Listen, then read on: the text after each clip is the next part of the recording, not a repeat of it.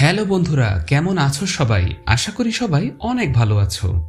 আজকে আমরা resident evil movie সিরিজের তৃতীয় পর্ব এক্সপ্লেন করতে চলেছি, যেটির টাইটেল দেওয়া হয়েছে রেসিডেন্ট এভিল এক্সটিংশন।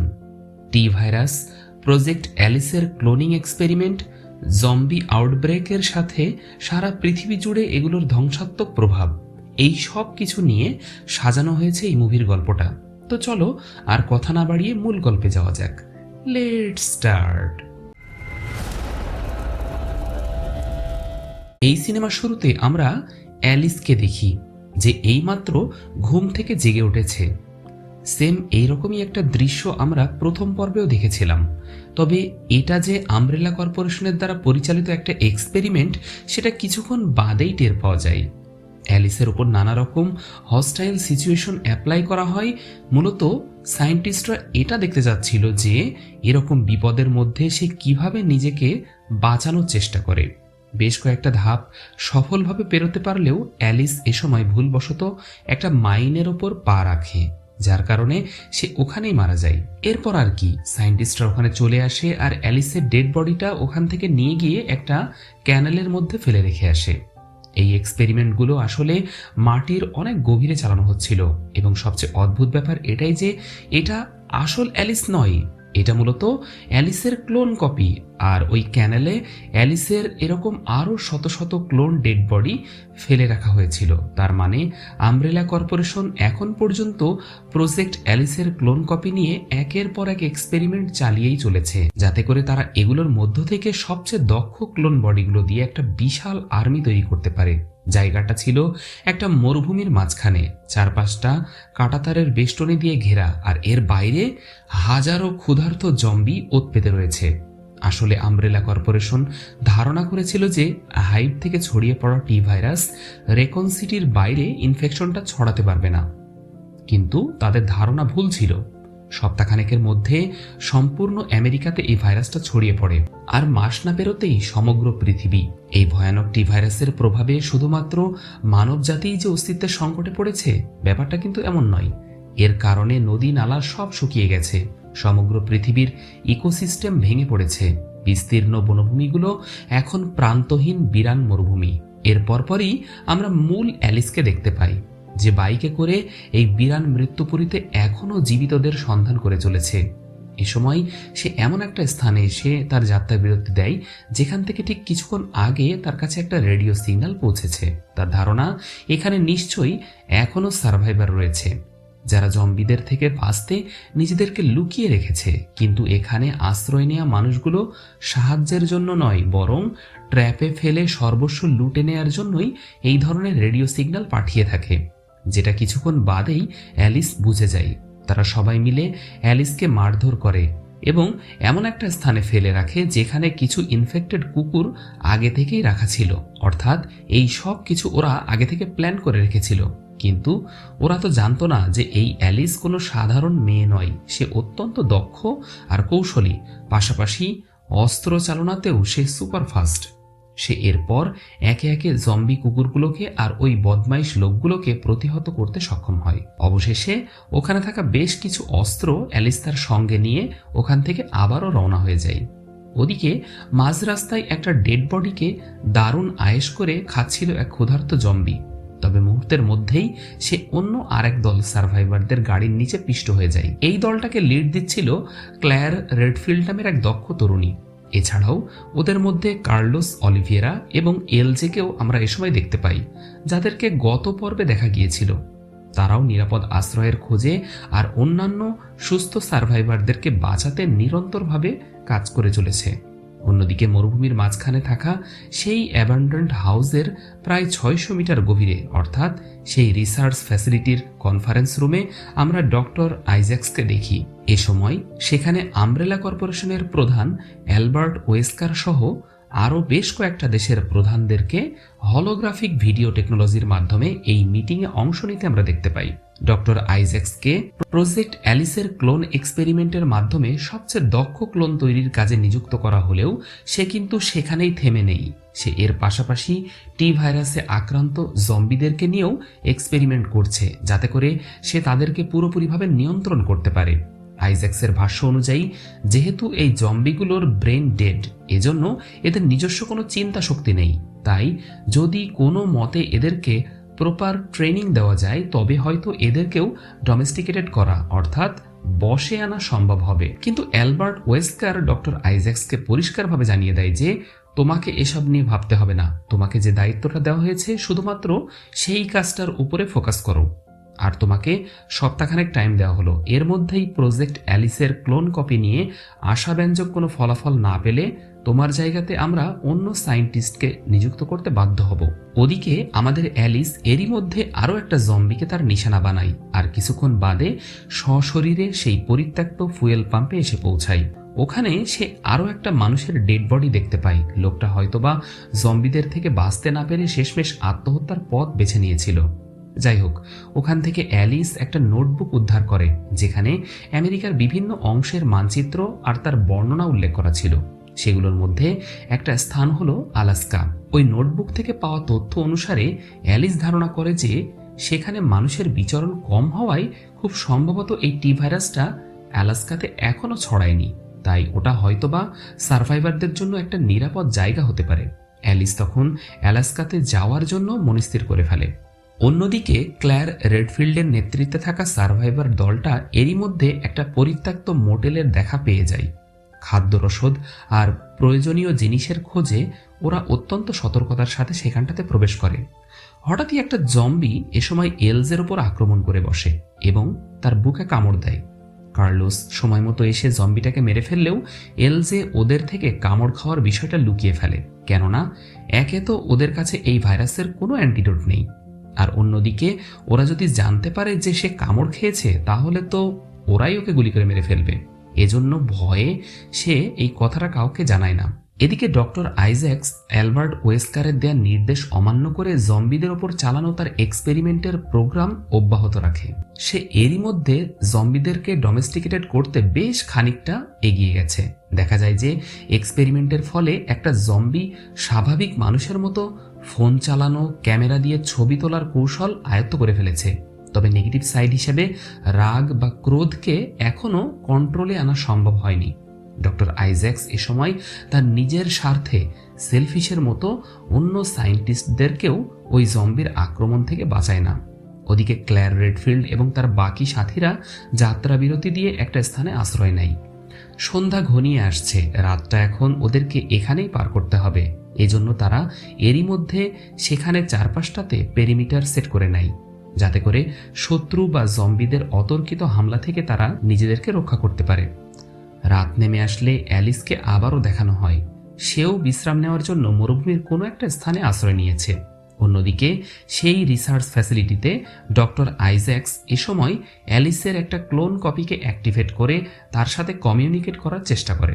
এদিকে ঘুমের মধ্যে অ্যালিসের কিছু পুরনো স্মৃতি ফ্ল্যাশব্যাক হয়, আর সাথে তার টেলিকাইনেটিক পাওয়ারও আমরা লক্ষ্য করি, যেটার কারণে দুর্ভাগ্যজনকভাবে তার সেই বাইকটা এ সময় নষ্ট হয়ে যায়। আমব্রেলা কর্পের নিজস্ব স্যাটেলাইটের মনিটরিংয়ের কারণে আসল অ্যালিসের এই টেলিকাইনেটিক পাওয়ার ইউজ করার খবরটা ততক্ষণে ডক্টর আইজ্যাক্স জেনে যায়। আর এই তথ্যটা আইজ্যাক্সকে জানিয়েছিল আমব্রেলা কর্পের তৈরি নতুন আরেকটা অ্যাডভান্সড এআই, যার নাম ছিল হোয়াইট কুইন। ওদিকে আমাদের অ্যালিস দিনের আলো ফুটতেই পায়ে হেঁটে মরুভূমির পথ পাড়ি দিতে শুরু করে। কিছু অদ্ভুত আওয়াজ আর পেরিমিটার থেকে পাওয়া সিগন্যালে সার্ভাইভার দলটার ঘুম ভাঙে। ওরা বাইরেটা লক্ষ্য করে দেখে যে পুরো জায়গাটাতে অসংখ্য কাক এসে ভিড় জমিয়েছে। ব্যাপারটা খুবই অদ্ভুত আর একই সাথে ভীতিকরও বটে, কেননা এই কাকগুলো কোনো স্বাভাবিক কাক ছিল না। ওদের চোখগুলো দেখে আন্দাজ করা যাচ্ছিল যে এরা ইনফেক্টেড, কেননা এরা ইনফেক্টেড মৃত জম্বিগুলোর মাংস খেয়েছে। ওরা সাবধানে পরিস্থিতিটা সামাল দিতে গেলেও হঠাৎ করে একটা আওয়াজ হওয়ায় কাকগুলো এখানে মানুষের অস্তিত্ব টের পেয়ে যায়।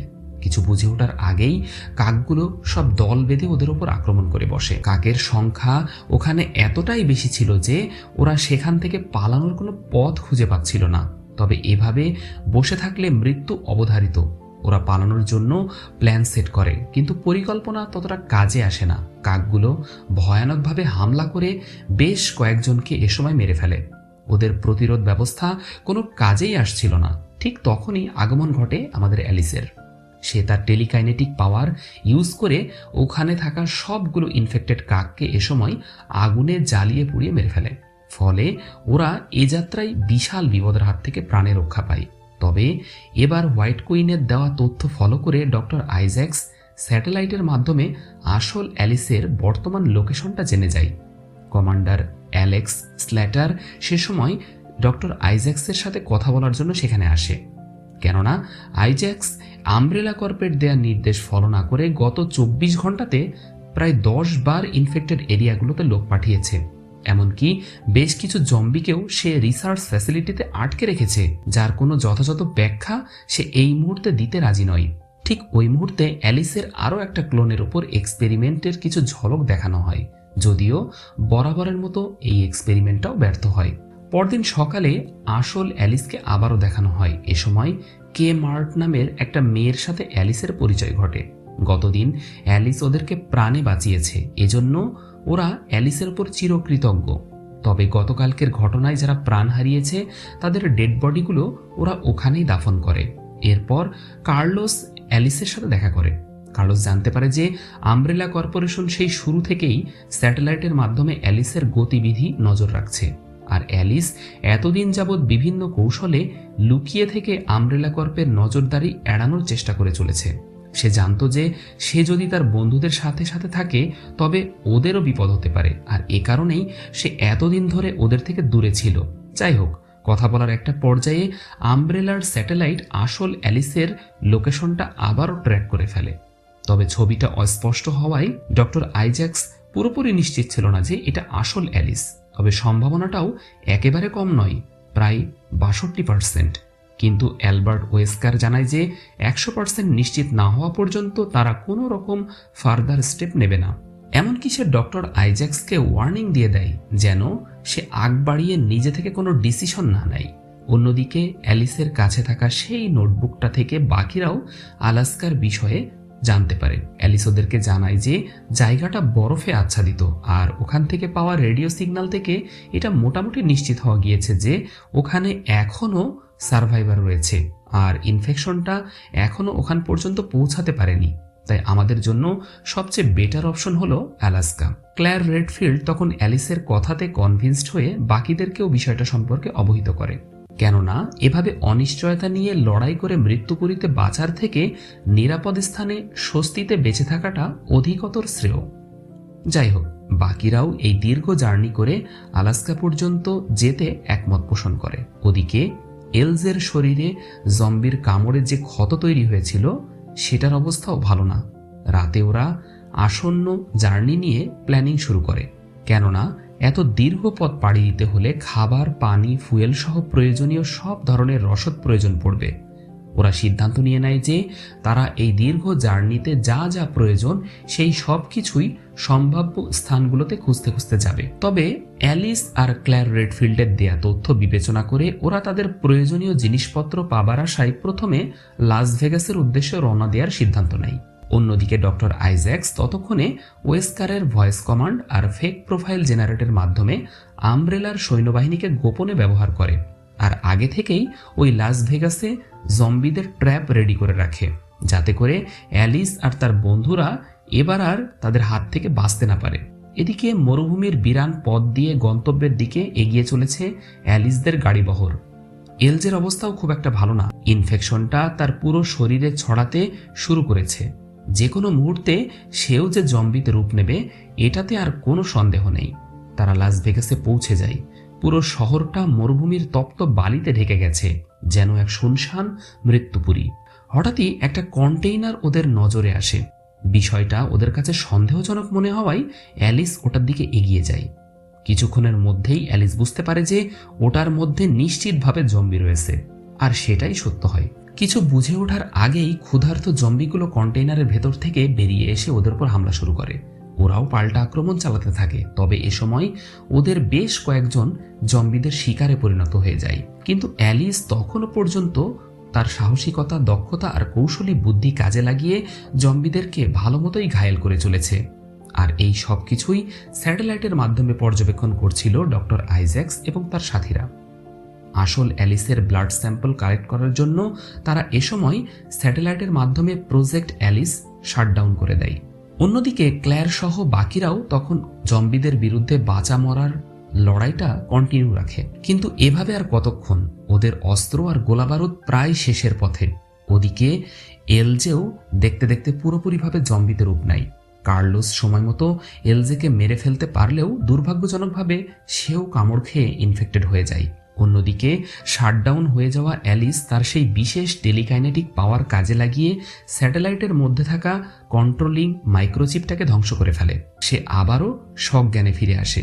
বাকি জম্বিগুলোর ওপরে এরপর চড়াও হয়ে সে আস্তে আস্তে এগুতে থাকে একটা বিশেষ তাঁবুর দিকে, যার মধ্যে থেকে ডক্টর আইজ্যাকস এবং আমব্রেলার কিছু সৈন্যরা এতক্ষণ যাবৎ অ্যালিসের উপর নজরদারি করছিল। অ্যালিস মুহূর্তের মধ্যেই সেখানে পৌঁছে যায় আর সব সৈন্যদেরকে মেরে ফেলে। ডক্টর আইজ্যাকস সময় মতো সেখান থেকে হেলিকপ্টার নিয়ে পালানোর চেষ্টা করলেও দুর্ভাগ্যজনকভাবে সে একটা জম্বির কামড় খেয়ে বসে। ইনফেকশনটা পুরো শরীরে ছড়িয়ে পড়ার আগেই সে হেলিকপ্টারে করে দ্রুত রিসার্চ ফ্যাসিলিটিতে পৌঁছে যায়। আর অতিরিক্ত মাত্রায় টি ভাইরাসের অ্যান্টিডোট সে তার নিজের শরীরে প্রবেশ করায়। অ্যালেক্স ল্যাটার ততক্ষণে সেখানে চলে আসে। ডক্টর আইজ্যাকসের এমন পাগলামি আর রিস্কি সব কর্মকাণ্ডে সেও প্রচণ্ডভাবে বিরক্ত। ওয়েস্কারের নির্দেশ অমান্য করার কারণে তাকে এখন শাস্তি দেওয়া অনিবার্য হয়ে পড়েছে। অ্যালেক্স তখন ডক্টর আইজ্যাকসকে সরাসরি গুলি করলেও সে মারা যাওয়ার পরিবর্তে একটা ভয়ঙ্কর টাইরান্ট মনস্টারে পরিণত হয়। ফলে অ্যালেক্স আর ওখানে থাকা বাকি সৈন্যগুলোকে ডক্টর আইজ্যাকস এর শিকারে পরিণত হতে হয়। অন্যদিকে অ্যালিস এবং তার সঙ্গীরা সেই তাঁবু থেকে আমব্রেলার ওই সিক্রেট রিসার্চ ফ্যাসিলিটির লোকেশনটা জেনে যায়। তবে জায়গাটার চারপাশে এত পরিমাণ জম্বি ছিল যে ওদের পক্ষে সেখানে প্রবেশ করাটা প্রায় অসম্ভব। কার্লোস এগিয়ে আসে, কেননা এমনিতেই সে ইনফেক্টেড, আর এলজের মতো হয়তোবা কিছুক্ষণ বাদে সেও জম্বিতে রূপ নেবে। কিন্তু জম্বিতে রূপ নেওয়ার আগেই সে বীরের মতো মরতে প্রস্তুত হয়ে যায়। এতে করে অন্তত বাকিরা তো সেখানে গিয়ে হেলিকপ্টার পর্যন্ত পৌঁছাতে পারবে। বাকিদের কাছ থেকে বিদায় জানিয়ে সে একটা তেল ভর্তি ট্রাক নিয়ে জম্বিদেরকে মারতে ওদিকে এগিয়ে যায়, আর বাকিরা অন্য গাড়িতে করে তার পিছু পিছু আসতে থাকে। পূর্ব প্ল্যান অনুযায়ী কার্লোস এ সময় একটা বিশাল বিস্ফোরণ ঘটিয়ে অনেকগুলো জম্বিকে সেখানেই মেরে ফেলে, আর সেই সুযোগে বাকিরা কাঙ্ক্ষিত স্থানে পৌঁছে যায়। বাকি সবাই হেলিকপ্টারে করে আলাস্কার উদ্দেশ্যে রওনা হয়ে গেলেও অ্যালিস স্বেচ্ছায় ওখানেই থেকে যায়। সে এরপর ডক্টর আইজ্যাকসকে শেষ করার জন্য সেই আন্ডারগ্রাউন্ড রিসার্চ ফ্যাসিলিটিতে পৌঁছে যায়। কিন্তু জায়গাটা এরই মধ্যে লণ্ডভণ্ড অবস্থা। বোঝাই যাচ্ছে যে টাইরান্ট্রপির ডক্টর আইজ্যাকস এখানে ঠিক কী ধরনের ধ্বংসযজ্ঞ চালিয়েছে। ওই মুহূর্তে হোয়াইট কুইন নামক সেই আর্টিফিশিয়াল ইন্টেলিজেন্সের সাথে অ্যালিসের কিছু কথোপকথন হয়। হোয়াইট কুইন অ্যালিসকে জানায় যে অ্যালিসের রক্ত থেকে ডক্টর আইজ্যাকস নতুন ধরনের একটা ডেভেলপড সিরাম তৈরি করেছিল, আর এই সিরামকে কাজে লাগিয়ে সে এই ল্যাবে বেশ কিছু নতুন ধরনের জম্বি তৈরি করে ফেলে। দুর্ভাগ্যজনকভাবে এই ধরনেরই একটা জম্বির কামড় সে খেয়েছে, আর ইনফেকশনটা ঠেকাতে অ্যান্টিডোটের ওভারডোজ সে তার শরীরে প্রয়োগ করেছিল। ফলে তার শরীর ভিন্নভাবে রিয়্যাক্ট করে, আর মিউটেশনের দরুন সে একটা ভয়ঙ্কর শক্তিশালী টাইরান্টে রূপ নিয়েছে। অন্যদিকে অ্যালিস সেখানে তারই একটা ক্লোন কপিকে লক্ষ্য করে, যাকে এক্সপেরিমেন্টের জন্য রেডি করা হচ্ছিল। তবে হঠাৎ করেই সেই ক্লোনকৃত অ্যালিস জেগে যায়, কিন্তু পরিবেশের সাথে খাপ খাওয়াতে তার যে সমস্যা হচ্ছিল সেটা খুব ভালো করেই বোঝা যায়। ঠিক তখনই ডক্টর আইজ্যাকস দানবীয় রূপে সেখানে আবির্ভূত হয়। লড়াই শুরু হয়ে যায়। এই টাইরান্ট্রপি ডক্টর আইজ্যাকস এতটাই শক্তিশালী ছিল যে অ্যালিসের টেলিকাইনেটিক পাওয়ার তার খুব একটা ক্ষতি করতে পারে না। এমনকি তার বডিতে হিলিং প্রসেসটাও ছিল অস্বাভাবিকভাবে ফাস্ট। তারা লড়াইয়ের একটা পর্যায়ে সেই লেজার বিমের করিডোরে চলে আসে। টাইরান্টটা অ্যালিসকে প্রায় মেরেই ফেলেছিল। ঠিক সেই মুহূর্তে লেজার সিস্টেমটা কেউ অ্যাক্টিভেট করে দেয়, আর ওই ট্র্যাপে ফেসে গিয়ে টাইরান্টের শরীরটা খণ্ড খণ্ড হয়ে সে ওখানেই মারা যায়। মূলত অ্যালিসের সেই ক্লোন কপিটাই অ্যালিসকে বাঁচাতে এই লেজার সিস্টেমটা অ্যাক্টিভেট করেছিল। দৃশ্যপট পরিবর্তন হলে জাপানের একটা আন্ডারগ্রাউন্ড স্থান দেখানো হয়। সেখানে আমব্রেলা কর্পোরেশনের চিফ ওয়েস্কার সহ আরও কয়েকজনকে সশরীরে মিটিং করতে দেখা যায়। হলোগ্রাফিক ভিডিওর মাধ্যমে অ্যালিস তখন ওদের সাথে কন্ট্যাক্ট করে এবং ওয়ার্নিং বার্তা দিয়ে জানায় যে রেডি হও, বদলা নিতে আমি আর আমার ফ্রেন্ডরা খুব শীঘ্রই আসছি। এর কিছুক্ষণ বাদেই আমরা ওই ল্যাবের মধ্যে অ্যালিসের হাজারো ক্লোন কপিকে দেখতে পাই, যারাই মূলত অ্যালিসের সেই ফ্রেন্ড। আর এখানেই এই পর্বের গল্পটা শেষ হয়ে যায়।